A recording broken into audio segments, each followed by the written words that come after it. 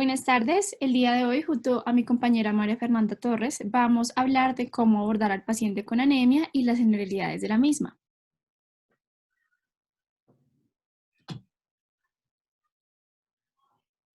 A continuación, la bibliografía que utilizamos, basándonos principalmente en un artículo de UpToDate, y partimos de ahí para encontrar los diferentes enfoques del abordaje del paciente con anemia. ¿Qué es la anemia? Se va a definir funcionalmente como una masa eritrocitaria insuficiente para suministrar adecuadamente el oxígeno a los tejidos periféricos. Es importante que tengamos en cuenta que también va a referir a la disminución de una o más de las medidas eritrocitarias, incluyendo en estas la concentración de hemoglobina, el recuento de eritrocitos y el hematocrito. El valor comúnmente usado en la práctica clínica para definir la anemia es la hemoglobina. Y es importante que recalquemos que la anemia es un signo o síntoma y no una enfermedad, por lo cual debemos entender que es la manifestación de un complejo mucho mayor. Se va a considerar como anemia aquellas situaciones en las que los niveles en sangre sean inferiores a 13 gramos de decilitro en varones, 12 gramos de decilitro en mujeres. En el caso de una mujer embarazada durante el primer y tercer trimestre, menor a 11 gramos de decilitro, y durante el segundo trimestre, menor a 10.5 gramos de decilitro. Vamos también a considerar anemia cuando hay un descenso brusco de más de 2 gramos de decilitro de la hemoglobina habitual de un individuo, aunque esté dentro de límites normales para su edad y sexo. Estos rangos no van a aplicar en ciertas poblaciones como atletas, pacientes que viven a grandes altitudes, fumadores, pacientes con enfermedades crónicas y afroamericanos, dado que ellos presentan de 0.5 a 1 gramo de decilitro más bajo de los valores en las poblaciones caucásicas.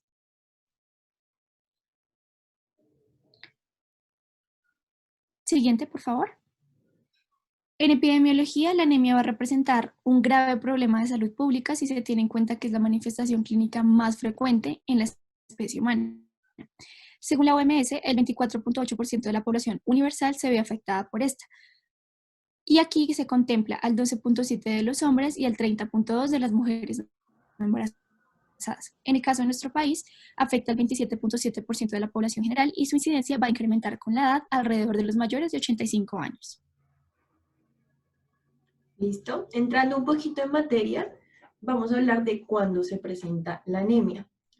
En varias de nuestras charlas anteriores hemos mencionado a cabalidad cómo es el ciclo vital de los hematíes o los eritrocitos, que sabemos que tienen una vida media de 120 días. Cuando este tiempo culmina, son removidos de la circulación por células como macrófagos que están presentes en el vaso, hígado y la médula ósea.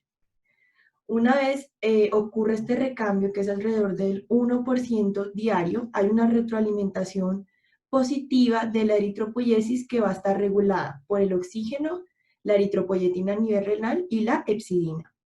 La anemia entonces se va a producir por diversos mecanismos, entre los cuales tenemos la producción disminuida de los eritrocitos o que hay un aumento en la destrucción de los mismos o que el paciente esté teniendo una pérdida sanguínea, ya sea aguda o crónica. Es entonces que la anemia nos va a causar, como mi compañera lo dijo, una disminución en los valores de la hemoglobina que nos va a llevar a un inadecuado aporte de oxígeno a los tejidos.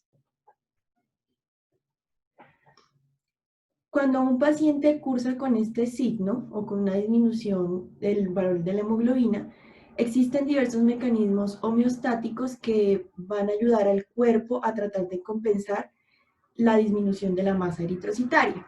Uno de estos mecanismos homeostáticos es que la curva de disociación de la oxihemoglobina se va a correr a la derecha. ¿Cómo va a suceder esto? Hay una enzima que se llama la 2,3-bifosfoglicerato que se va a unir a la beta hemoglobina. Al unirse a las cadenas de beta hemoglobina, esta enzima va a disminuir la afinidad de la hemoglobina por el oxígeno, aumentando de esta manera la extracción de los hematíes hacia los tejidos. A su vez, otro mecanismo compensatorio necesario de mencionar es el aumento del gasto cardíaco, que si se prolonga en el tiempo puede llevarnos a los famosos estados hiperdinámicos, los cuales hablaremos en detalle más adelante. ¿Cómo se manifiesta la anemia? Sabemos que esta puede ser desde asintomática hasta tener manifestaciones clínicas muy floridas dependiendo de la severidad, del tiempo de evolución, entre otros. Pero existen dos variables que nos van a definir la presentación o las principales manifestaciones clínicas de la anemia. Una de ellas es la disminución del suministro de oxígeno. Entonces, para recordar, sabemos que los eritrocitos transportan O2 vinculado a la hemoglobina desde los pulmones a los capilares de los tejidos. Luego se libera el oxígeno de la hemoglobina según la curva de disociación de la oxihemoglobina y los síntomas se van a presentar porque reflejan la caída de esa concentración. Un suministro normal de O2 se va a mantener por los mecanismos compensatorios ya evidenciados hasta una hemoglobina entre 8 o 9 gramos decilitro. Por debajo de este valor, los pacientes suelen tener manifestaciones clínicas de este signo en específico. Sin embargo, este valor no es absoluto. Las pacientes pueden incluso presentar manifestaciones con valores mucho mayores de la hemoglobina si se encuentran en una actividad física intensa o en esfuerzo. Entonces, ¿cómo se va a manifestar la anemia? Digamos que el principal sistema que va a ser afectado es el cardiovascular. Los pacientes pueden cursar con disnea de esfuerzo, disnea en reposo, fatiga, acúfenos, los famosos estados hiperdinámicos que suelen presentarse con cardiomegalia, palpitaciones o un soplo sistólico multifocal. Los estados hiperdinámicos no son más que un aumento prolongado del gasto cardíaco por un periodo largo de tiempo. Esto nos va a ocasionar que vaya a haber una disminución de la poscarga, una disminución de la viscosidad sanguínea, que nos va a llevar, digamos, a tratar de compensar que hay una masa eritrocitaria disminuida.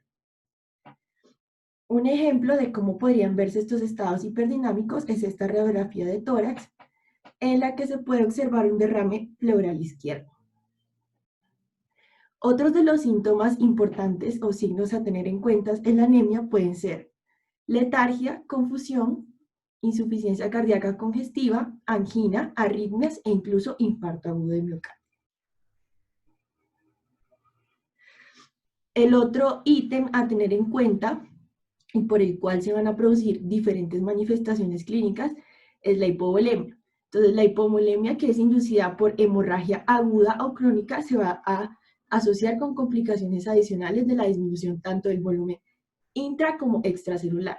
Los principales síntomas van a incluir fatiga y astenia, calambres musculares, mareos posturales, letargia o síncope, y en casos mucho más graves, hipotensión persistente, shock y muerte. En el caso de anemias secundarias a hemorragias crónicas, digamos que estas manifestaciones clínicas dadas por hipovolemia no van a ser tan presentes o persistentes en esta población, dado que el grado del volumen sanguíneo, la pérdida sanguínea, va a ser compensada a lo largo del tiempo, mientras que si es en una pérdida o una hemorragia aguda, el paciente no tiene tiempo de compensar toda esta pérdida de volemia y por ende se van a presentar estos síntomas.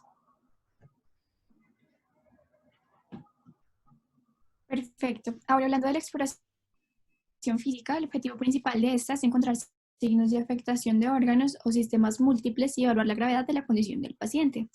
Es importante que como médicos evaluemos la presencia o ausencia de taquicardia, fiebre e hipotensión postural, disnea, palidez mucocutánea e ictericia en piel, y es importante que cuando indaguemos esto en nuestro paciente, evaluemos la palma de las manos, las conjuntivas y la mucosa. Cuando encontramos ictericia, es importante que tengamos en cuenta que puede ser indicativo de anemia hemolítica. Sin embargo, estos son indicadores no tan confiables de anemia. Finalmente, la presencia de linfadenopatías y hepatosplenomegalia, que nos pueden indicar una malignidad hematológica, y anomalías hematológicas como petequias y equimosis.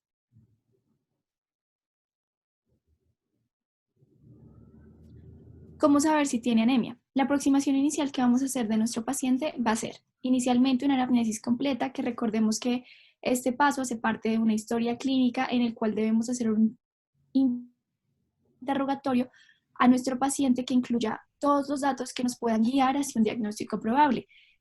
Es en la anamnesis donde usamos las llamadas alicias. Aquí vamos a indagar síntomas constitucionales como diaforesis nocturna profusa, pérdida de peso, pérdida de apetito, como lo había nombrado previamente, presencia de linfadenopatías, y síntomas relacionados con alguna afección médica de base que predispongan a que nuestro paciente presente anemia, como lupus o artritis reumatoide. Los antecedentes: es muy importante conocer la etnia y el país de origen de nuestro paciente, el uso de medicamentos o drogas, si nuestro paciente es usuario de alcohol o de AINES, conocer antecedentes patológicos y farmacológicos del mismo y evaluar el estado nutricional del paciente. Esto es muy importante en nuestro país. Finalmente, en paraclínicos básicos, el hemograma es la prueba reina en el diagnóstico, clasificación y manejo de la anemia y va a medir los índices de glóbulos rojos. Listo. Entrando un poco más en detalle sobre qué son los índices de glóbulos rojos, estos ya fueron explicados a cabalidad en la charla de paraclínicos, pero quisimos resaltarlos porque varios de estos índices van a ser indispensables en definir la clasificación de las anemias. Uno de estos índices es el volumen corpuscular medio, por el cual podemos definir o clasificar la anemia en función de si este es normal, elevado o bajo. El segundo índice es la hemoglobina corpuscular media, que nos habla del contenido promedio de hemoglobina en un eritrocito. Una hemoglobina corpuscular media baja indica un contenido de hemoglobina disminuido en la célula y generalmente este también se va a reflejar como hipocromía en el frotis de sangre periférica. El tercer índice es la concentración media de hemoglobina corpuscular, que se refiere a la concentración promedio de hemoglobina por eritrocito. Los valores bajos van a ser típicos de deficiencia de hierro y valores altos reflejan esferocitosis hereditaria o aglutinación de glóbulos rojos. Y finalmente tenemos el ancho de distribución eritrocitaria, que es una medida de la variación en el tamaño de los glóbulos rojos que se refleja en el grado de anisocitosis en el frotis de sangre periférica. Acá quisimos traerles una tabla con un consenso de los valores normales de hemoglobina, hematocrito, recuento de glóbulos rojos según el sexo o género del paciente. Sabemos que estos, como mencionó mi compañera, van a variar dependiendo de si el paciente es hombre o mujer. Y recuerden que no solo la hemoglobina es el parámetro aislado para definir anemia, sino que podemos usar también el hematocrito o el recuento de glóbulos rojos para mirar si un paciente tiene una disminución en la masa eritrocitaria. ¿Cómo conocer la causa de la anemia? Aquí la mejor manera para llegar al por qué nuestro paciente está presentando anemia es partiendo de la clasificación morfológica o de Bessman, también conocida con ese nombre. Esta es la clasificación más utilizada a nivel clínico. Sin embargo, tenemos otros enfoques como el enfoque cinético o fisiopatológico, así como abordarla mediante la respuesta medular que pueda tener nuestro paciente. La clasificación según el volumen corpuscular medio va a darse de acuerdo con el tamaño y las variaciones en la forma de los eritrocitos. El enfoque cinético, como lo mencioné, va a abordar los mecanismos responsables de la caída de la concentración de la hemoglobina.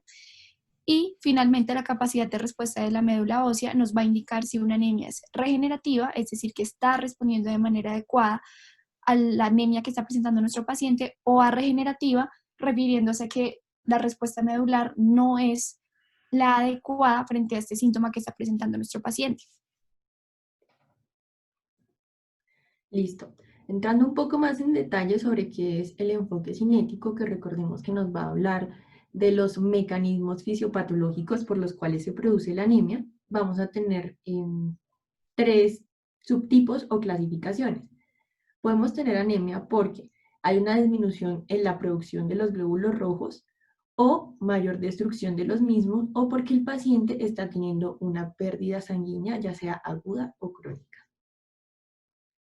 Respecto a la disminución en la producción de eritrocitos, esta puede subclasificarse, subdividirse, ¿sí?, en producción efectiva reducida de los glóbulos rojos o eritropoyesis ineficaz. Respecto a la producción efectiva reducida, se va a caracterizar porque el recuento reticulocitario va a ser bajo. Las causas más frecuentes o comunes sobre disminución en la producción efectiva de los glóbulos rojos pueden ser enfermedades renales, dada la disminución de la eritropoyetina, que recordemos que es necesaria para generar esa retroalimentación positiva para la síntesis de glóbulos rojos a nivel de la médula ósea. anemias orgánicas, deficiencias de hierro, vitamina B12 y ácido fólico, o trastornos de la médula ósea como lo son la anemia plástica, la aplasia pura de glóbulos rojos y la supresión de la médula ósea por quimioterapia. Por otro lado, vamos a tener la eritropoyesis ineficaz, que se va a caracterizar por presencia de hiperplasia eritroide intensa dentro de la médula ósea, junto con una reducción relativa en la producción de los reticulocitos. Entonces, en este tipo de afectación, los precursores eritroides de la médula ósea no maduran y mueren por apoptosis o por bloqueo de la maduración. Causas más comunes de eritropoyesis ineficaz tenemos anemia megaloblástica, talasemias, síndromes mielodisplásicos y anemias sideroblásticas. El segundo mecanismo fisiopatológico es la hemólisis. Sabemos que ocurre cuando se disminuye la vida media del eritrocito por múltiples mecanismos que conllevan a la destrucción del mismo, y encontramos que hemólisis se va a definir cuando un eritrocito tiene una vida útil inferior a 100 días. Recordemos que ya hablamos un poquito sobre el perfil de hemólisis, que se va a caracterizar por aumento de niveles de lactato deshidrogenasa, aumento o disminución de la aptoglobina, aumento de la bilirrubina indirecta e ictericia clínica. A su vez, la hemólisis puede ser subdividida en hemólisis extravascular, es decir, que la ruptura de los hematíes o de los glóbulos rojos va a ocurrir por fuera de la circulación, y esta va a tener lugar principalmente en vaso e hígado. Y la hemólisis intravascular, que se va a caracterizar porque los glóbulos rojos se rompen dentro de la circulación. Un ejemplo podría ser la hemoglobinuria paroxística nocturna. Y finalmente, tenemos como tercer mecanismo la pérdida de sangre. En Estados Unidos, esta es la causa más común de anemia y puede darse por múltiples mecanismos. Entre ellos vamos a tener traumatismo grave con sangrado arterial en cualquier sitio, o por trastornos de tracto gastrointestinal, pulmones, riñones y en el caso de las mujeres en el útero. Finalmente quisimos traerles, para resumirles el enfoque fisiopatológico o cinético de la anemia, esta pequeña tabla que nos resume los tres mecanismos principales y cuáles podrían ser ejemplos de la presentación de este tipo de mecanismos. Ahora, hablando de la clasificación de Bessman, o como les dije, la clasificación según el volumen corpuscular medio, vamos a tocar la anemia microcítica, normocítica y macrocítica y a darle un enfoque según el RDW.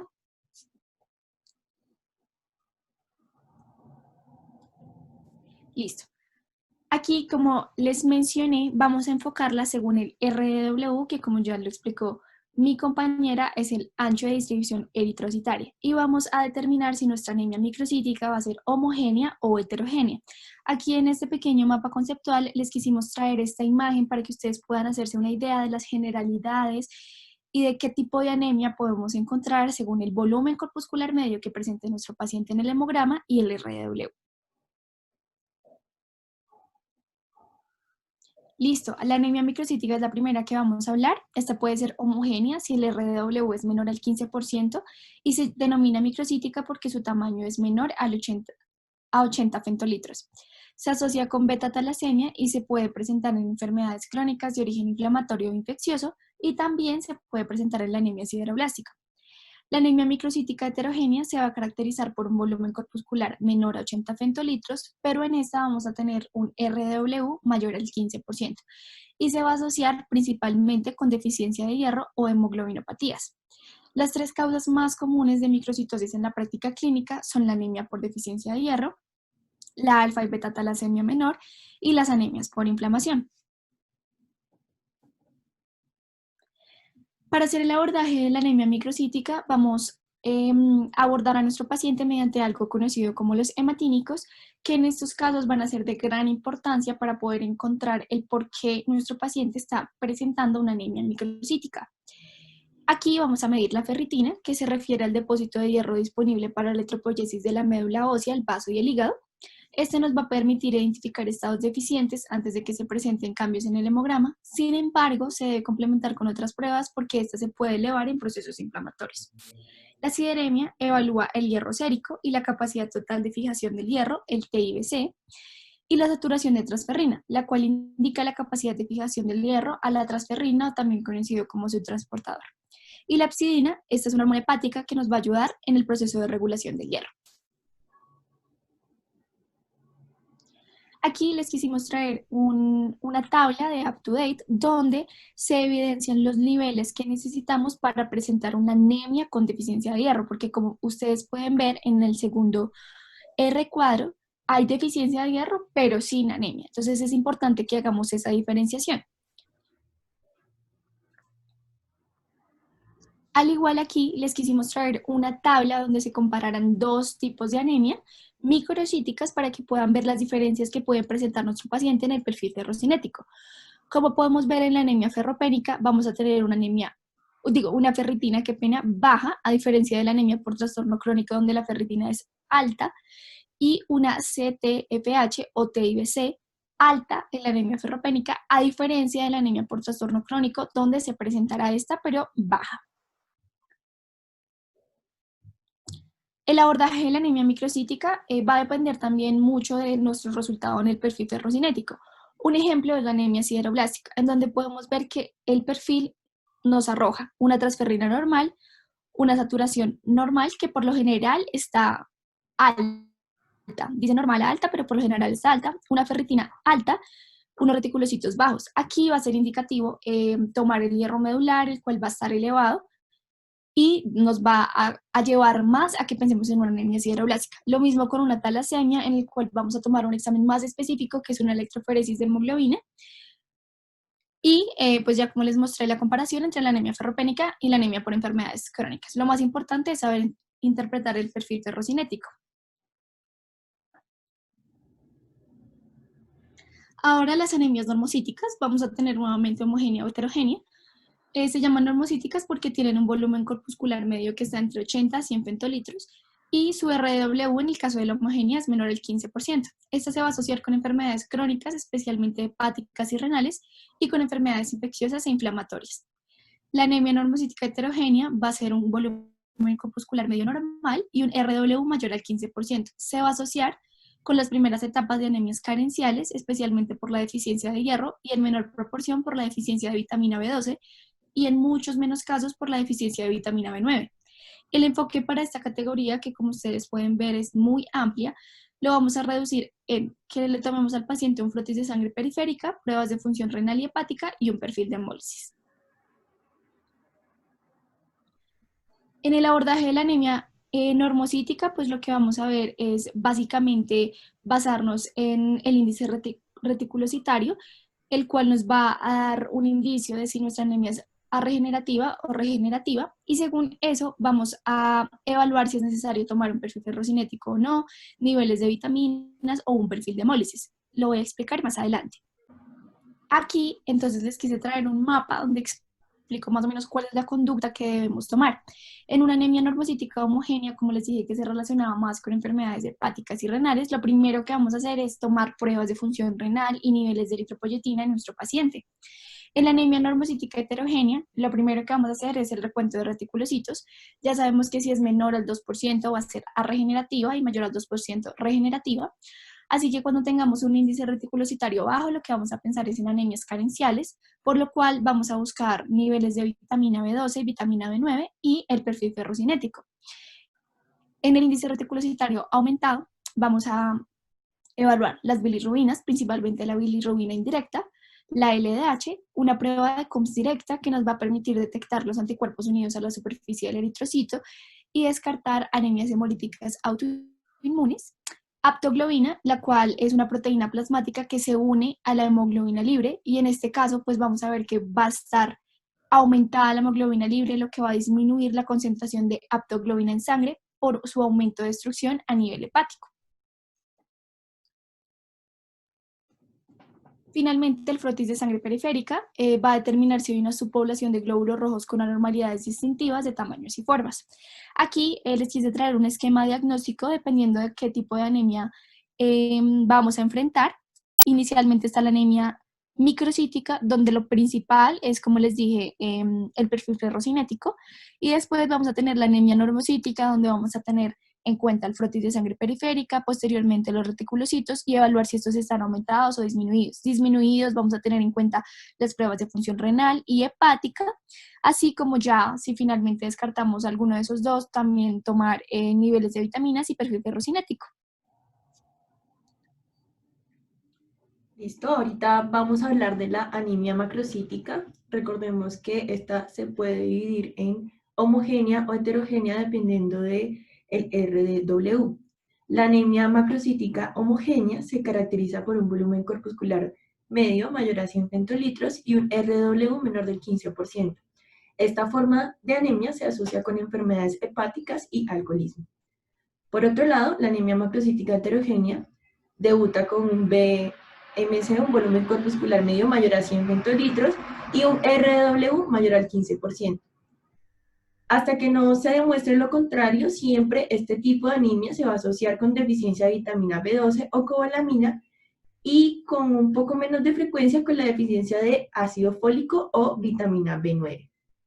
Respecto al abordaje de este tipo de anemias, se incluyen las pruebas de laboratorio relacionadas con las vitaminas, siendo las más importantes la vitamina B9 y la B12 o cobalamina.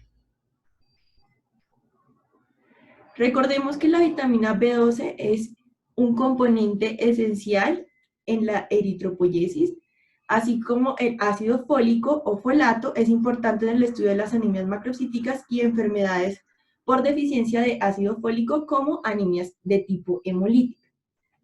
Es importante tener en cuenta trastornos como la homocisteinemia, que son altamente tóxicos, pues la homocisteína, que es la molécula como tal, la homocisteinemia, es la manifestación clínica o el aumento de homocisteína en sangre, la cual va a ser altamente tóxica para el endotelio vascular y va a afectar las funciones cerebrales. Las principales causas de anemia macrocítica van a ser deficiencia de folato o cobalamina, enfermedad hepática y alcoholismo. Quisimos traerles este esquema diagnóstico de cómo deben enfocar la anemia macrocítica. Lo primero que se debe hacer es descartar si se debe a algún tipo de fármaco, hepatopatía, alcoholismo o incluso hipotiroidismo. Y lo segundo que se debe hacer respecto al abordaje de este tipo de anemia es siempre valorar los niveles de vitamina B12 y ácido fólico. Y dependiendo de los resultados de esta, se va a enfocar el tipo de anemia. Aquí quisimos traerles, digamos, otro algoritmo diagnóstico de las anemias macrocíticas que va a estar un poco diferente al que ya mencionamos anteriormente, ya que lo segundo que va a tener en cuenta es si hay presencia o no de reticulocitos y si estos están aumentados o no. Y dependiendo de esto, se va a tomar la decisión de si sí es pertinente mandar niveles de vitamina B12 y ácido fólico. Finalmente, tenemos el último abordaje de la anemia, que es dependiendo de la respuesta o la capacidad de respuesta de la médula ósea. Las anemias se pueden clasificar en regenerativas o arregenerativas. La anemia regenerativa, como su nombre lo indica, es una anemia que va a desencadenar un aumento en la eritropoyetina, es decir, que se va a incrementar la producción de los glóbulos rojos con un aumento en los reticulocitos mayor al 2%. Este tipo de anemias regenerativas puede deberse a múltiples causas, entre las cuales tenemos pérdida de sangre producida por una hemorragia aguda o porque hay aumento de la destrucción de los hematíes, que se puede deberse a alteraciones propias del hematíe o alteraciones externas del glóbulo rojo. Debido a alteraciones propias de los glóbulos rojos, vamos a tener alteraciones de membrana, como son la esferocitosis hereditaria, déficit enzimático, como lo es el déficit de glucosa 6-fosfato deshidrogenasa, alteraciones de la hemoglobina, anemia de células falciformes e incluso talasemias. Y por otro lado, las alteraciones externas del glóbulo rojo, vamos a tener algunos tipos de tóxicos, causas mecánicas, infecciones, causas inmunológicas e hiperesplenismo. Por otro lado, la anemia arregenerativa va a ser aquella en la que la médula no tiene capacidad de regenerarse, valga la redundancia, o de, digamos, producir una retroalimentación positiva a esa síntesis de glóbulos rojos. Y esto se va a reflejar en el índice reticulocitario, que va a ser menor al 2%. Este tipo de anemia se va a caracterizar por alteración de las células germinales o precursoras de los glóbulos rojos. Algunos de estos trastornos pueden ser anemia aplásica o aplasias medulares, síndromes mielodisplásicos e infiltraciones de la médula ósea. Quisimos acá traerles unas tablas que nos van, digamos, a resumir la clasificación de las anemias según el volumen corpuscular medio y el recuento de reticulocitos para que la revisen en detalle y se den cuenta de la gran variedad de anemias que pueden surgir dependiendo de la clasificación de cada una. Y finalmente, quisimos hablarles de una prueba complementaria que, aunque no es un estudio de primera línea, en el estudio de anemia sí es importante considerar, como lo es el estudio de médula ósea, que puede ser tanto biopsia de médula ósea o aspirado o mielograma.